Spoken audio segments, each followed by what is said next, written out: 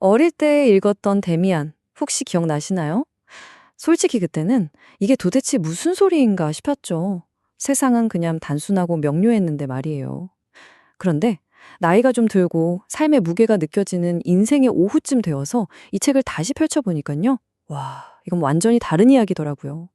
오늘은 바로 그 이야기. 지금의 우리에게 데미안이 아주 조용히 건네는 그 목소리에 한번 귀 기울여 볼까 합니다. 내 안에는 아직 깨뜨리지 못한 세계가 있다.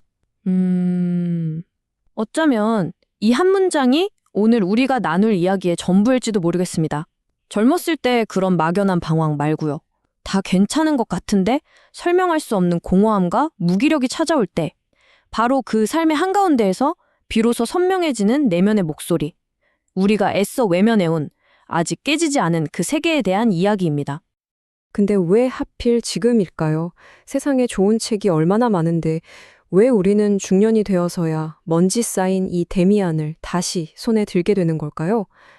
아마 우리도 모르는 사이에 마음속 아주 깊은 곳에서 어떤 질문이 조용히 고개를 들었기 때문은 아닐까요? 자, 첫 번째 이야기인데요. 보통 데미안 하면 그렇죠.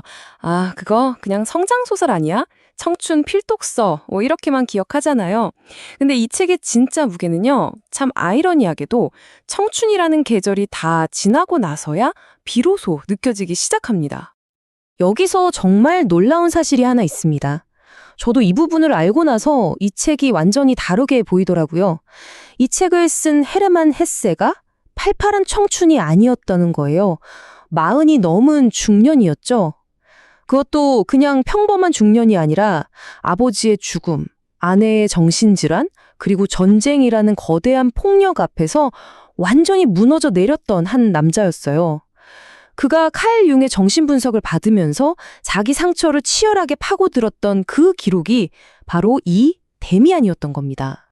그래서 이 책을 제대로 이해하려면 칼 융의 인생의 오전과 오후라는 개념을 알면 좋습니다. 생각해보세요. 인생의 오전, 그러니까 젊을 때는 어때요? 관심이 온통 바깥으로만 향하죠.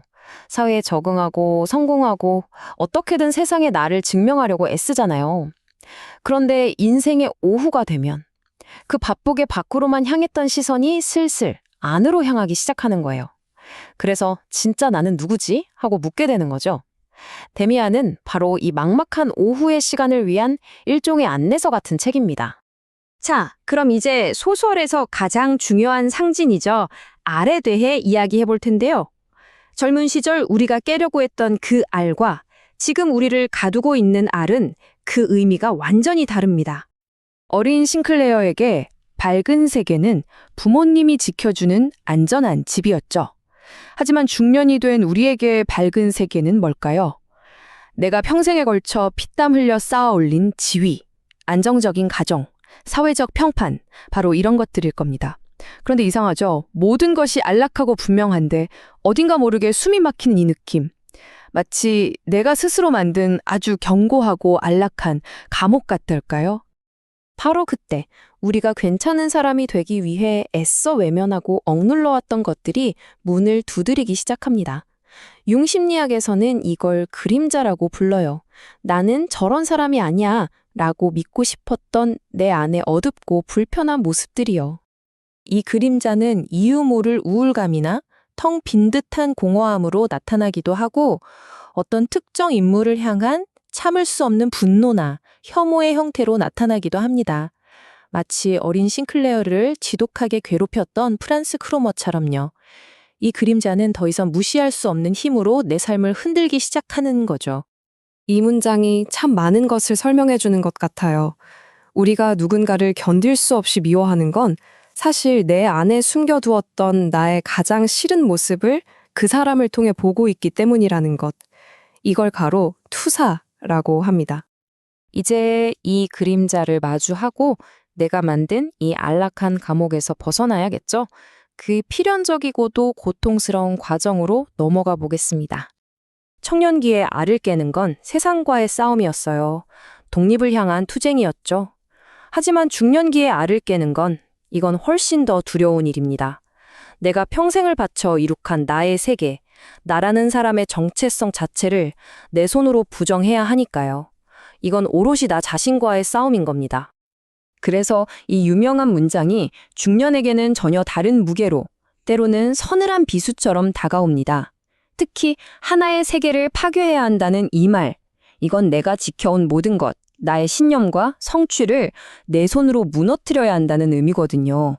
그만큼의 고통과 용기가 필요한 일이죠. 그때 우리에게 말을 거는 존재가 바로 데미안입니다. 데미안은 단순한 친구가 아니에요. 그는 온갖 사회적 소음과 역할의 무게에 짓눌려 우리가 잊고 지냈던 내면의 진짜 목소리, 자기의 상징입니다. 너는 너 자신의 길을 가고 있는가? 라고 조용히 묻는 내 안의 나침반인 셈이죠. 데미안이 말하는 카인의 표적 역시 마찬가지입니다.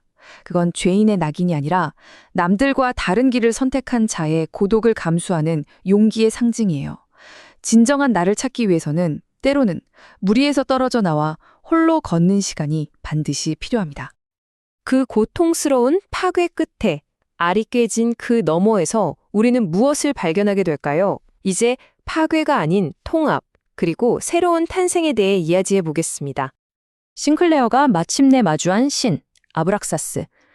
그는 선과 악을 동시에 품고 있습니다. 이 여정의 목표는 결점 없는 선한 사람이 되는 게 아니라 나의 선함과 악함, 빛과 그림자를 모두 끌어안는 온전한 사람이 되는 것이라는 걸 보여주는 거죠. 그리고 마침내 에바 부인을 만납니다. 그녀는 남성의 내면에 잠재된 여성성, 아니마의 상징이에요.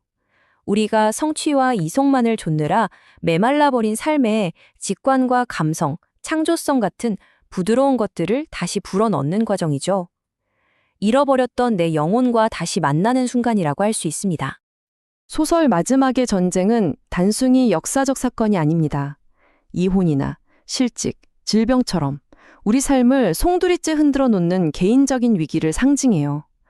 낡은 자아가 그 폭풍 속에서 완전히 죽어야만 새로운 내가 태어날 수 있다는 걸 보여주는 강력한 은유인 셈입니다.